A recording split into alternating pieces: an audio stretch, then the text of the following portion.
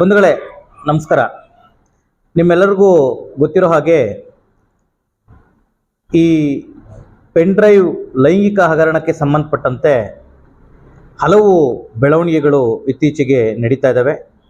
ರಾಜ್ಯ ಸರ್ಕಾರ SITನ ರಚನೆ ಮಾಡಿದೆ, ಅದು ತನ್ನ ತನಿಖೆಯನ್ನು ಮುಂದುವರಿಸಿದೆ. ಅದರ ನಡುವೆನೇ ಇನ್ನೂ ಹಲವು ಬೆಳವಣಿಗೆಗಳಾಗ್ತಾ ಇದ್ದಾವೆ. ಈ ನಡುವೆ ಈ ಸಾಮಾಜಿಕ ಜಾಲತಾಣಗಳಲ್ಲಿ ಕೆಲವು ವಿಡಿಯೋಗಳು ಹರಿದಾಡ್ತಾ ಇದ್ದಾವೆ.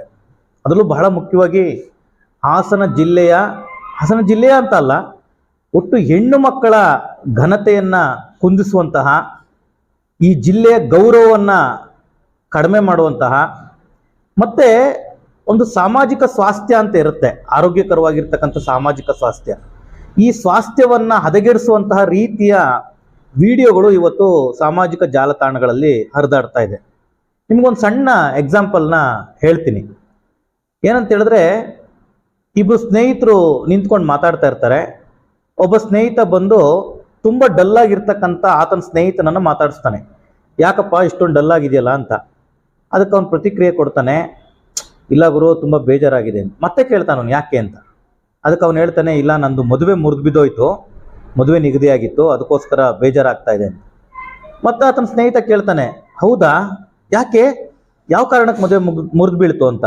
ಅದಕ್ಕೆ ಅವನು ಹೇಳ್ತಾನೆ, ಹುಡುಗಿ ಹಾಸನದಂತೆ, ಆ ಕಾರಣಕ್ಕೋಸ್ಕರ ಮದುವೆ ಮುರಿದು ಬೀಳ್ತು. ಅಂದರೆ ಈ ಪ್ರಕರಣದಲ್ಲಿ ಇಡೀ ಹಾಸನ ಜಿಲ್ಲೆಯ ಮಹಿಳೆಯರು ಭಾಗಿಯಾಗಿದ್ದಾರೆ ಅನ್ನುವ ರೀತಿಯಲ್ಲಿ, ಮಹಿಳೆಯರ ಘನತೆಯನ್ನ ಕುಂದುಂಟು ಮಾಡ್ತಕ್ಕಂಥ ರೀತಿಯಲ್ಲಿ ವಿಡಿಯೋಗಳನ್ನು ಪ್ರಸಾರ ಮಾಡ್ತಕ್ಕಂಥದ್ದು, ಇದನ್ನು ಹಂಚ್ತಕ್ಕಂಥದ್ದು ಇದೆಯಲ್ಲ, ಇದು ನಿಜವಾಗ್ಲೂ ಕೂಡ ಒಂದು ನಾಗರಿಕ ಸಮಾಜವಾದ ಸ್ವಾಸ್ಥ್ಯವನ್ನು ಹಾಳು ಮಾಡ್ತಕ್ಕಂಥ ಕೆಲಸ.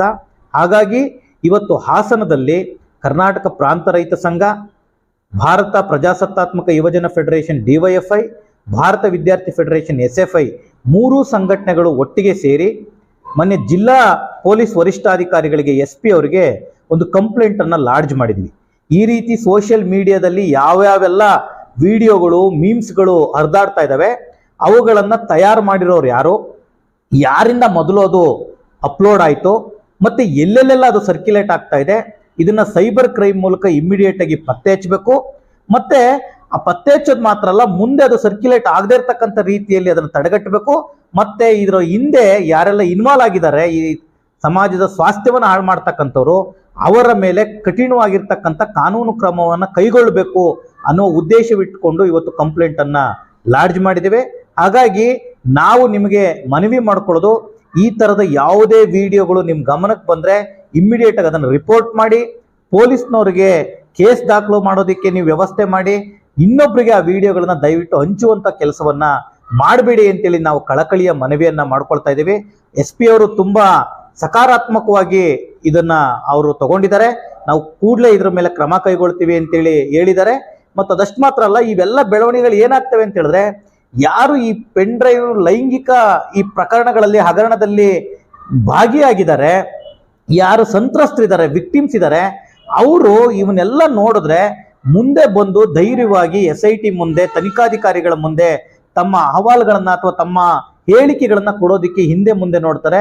ಅದು ಒಟ್ಟು ಈ ತನಿಖೆಯ ಮೇಲೆ ಅತ್ಯಂತ ಪ್ರಭಾವವನ್ನು ಬೀರುವ ಸಾಧ್ಯತೆಗಳು ಇರುವ ಕಾರಣಕ್ಕೋಸ್ಕರ ದಯವಿಟ್ಟು SP ಅವರು ಕೂಡಲೇ ಇದ್ರ ಮೇಲೆ ಕ್ರಮ ಕೈಗೊಳ್ಳಿ ಅಂತೇಳಿ ನಾವು ಸಂಘಟನೆಗಳ ಪರವಾಗಿ ಒತ್ತಾಯವನ್ನ ಮಾಡಿದ್ದೀವಿ. ನಾವು ನಾಗರಿಕರಲ್ಲಿ ವಿನಂತಿ ಮಾಡ್ಕೊಳ್ಳೋದೇನಂತ ಹೇಳಿದ್ರೆ, ನಾವು ಘಟನೆ ನಡೆದಿದೆ, ಆ ಘಟನೆಗೆ ಸಂಬಂಧಪಟ್ಟಿರ್ತಕ್ಕಂಥ ತನಿಖೆಗಳು ನಡೀತಾ ಇದಾವೆ, ಆದ್ರೆ ಅದರ ಮುಂದಿನ ಬೆಳವಣಿಗೆಗಳು ಏನಿದಾವೆ ಅವುಗಳ ಬಗ್ಗೆ ನಾವು ಸರಿಯಾಗಿ ಗಮನ ಕೊಡ್ಲಿಲ್ಲ ಅಂತ ಹೇಳಿದ್ರೆ ಒಂದು ಸ್ವಾಸ್ಥ್ಯ ಸಮಾಜವನ್ನ ನಾವು ಉಳಿಸ್ಕೊಳ್ಳೋಕೆ ಸಾಧ್ಯ ಆಗಲ್ಲ.